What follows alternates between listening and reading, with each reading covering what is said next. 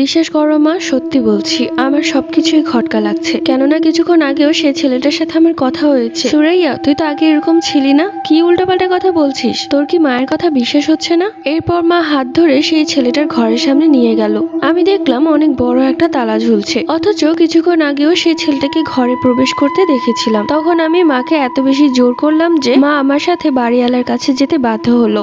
আমি তাকে সালাম দিয়ে বললাম, আঙ্কেল ভালো আছেন? হ্যাঁ ভালো আছি, তুমি ভালো আছো তো? এরপর মা বলতে শুরু করলো, আচ্ছা আমাদের পাশে যে ঘরটা আছে সেই ঘরটা কি আপনি কাউকে ভাড়া দিয়েছেন? এরপর বাড়িওয়ালা যা বললো তা শুনে রীতিমতো আমি অবাক। না না, ওই রুমটা এখনো ভাড়া হয়নি। আচ্ছা আপনাদের কোনো পরিচিত আছে নাকি যাকে সেই রুম দিতে চাচ্ছেন? মা তখন বলল, না না, এমনি জিজ্ঞেস করলাম। এরপর মা আমাকে নিয়ে ঘরে চলে আসে। আমি যেন নিজের কানকে বিশ্বাস করতে পারছিলাম না। তাহলে যে সেই ছেলেটা ওই রুমে প্রবেশ করলো সেগুলো কি? আমি কি জেগে জেগে স্বপ্ন দেখছিলাম নাকি? এরপর মা চলে গেল রান্না করতে। আমার বারান্দায় যেতেও যেন ভয় করছে, কিন্তু বারবার চোখ ঘুরে ফিরে বারান্দার দিকেই যাচ্ছে। হঠাৎ করে দেখলাম সেই ছেলেটা আয়াস বারান্দায় দাঁড়িয়ে আছে আর হাতের ইশারায় আমাকে ডাকছে।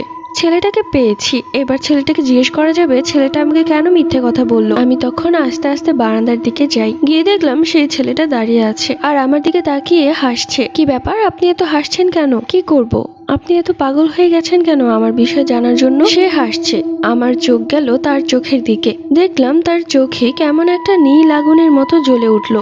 আমি ভয় পেয়ে কিছুটা দেয়ালে বাড়ি খেলাম। মুহূর্তের মাঝে তার চোখটা আবারও স্বাভাবিক হয়ে গেল এবং সে বলল, কি হয়েছে, ঠিক আছেন আপনি? আমার যেন পুরো গা কাঁপছে ভয়ে। সে আর যাই হোক, মানুষ না। মনে মনে ভাবতে লাগলাম এখন আমি কেন অজ্ঞান হয়ে পড়ছি না। কিছুক্ষণ বাদে মা ওই রুম থেকে এই রুমে এসে দেখে আমি নেই। বারান্দার দিকে তাকিয়ে দেখে আমি একাই দাঁড়িয়ে আছি আর ভয়ে কাঁপছি। মা তখন আমার কাছে এসে বলে, কিরে সুরাইয়া, তুই এখানে আবারও কেন এসেছিস আর ভয়ে এভাবে কাঁপছিস কেন?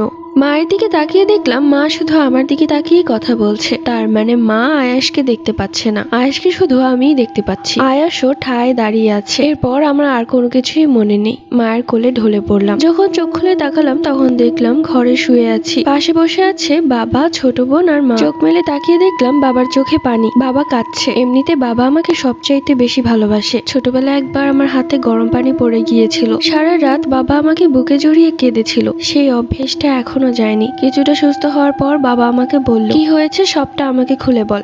আমি তখন শুরু থেকে শেষ অবধি বাবাকে সবকিছুই খুলে বললাম। সবকিছু শুনে বাবার কপালে ঘাম। বাবা তখন বলল, ও তাহলে চলে এসেছে। আমি তখন অবাক হয়ে বললাম, কে চলে এসেছে বাবা? অনেক বছর আগে, তুই তখন অনেক ছোট ছিলি। আমি বাজার থেকে অনেক বড় একটা মাছ কিনে এনেছিলাম। মাছের চোখটা ছিল একদম নীল। আমি তোর মাকে এনে দিয়ে বললাম, এটা সুন্দর করে রান্না করে দাও। তোর মাও তাই করলো। পরবর্তী গল্প।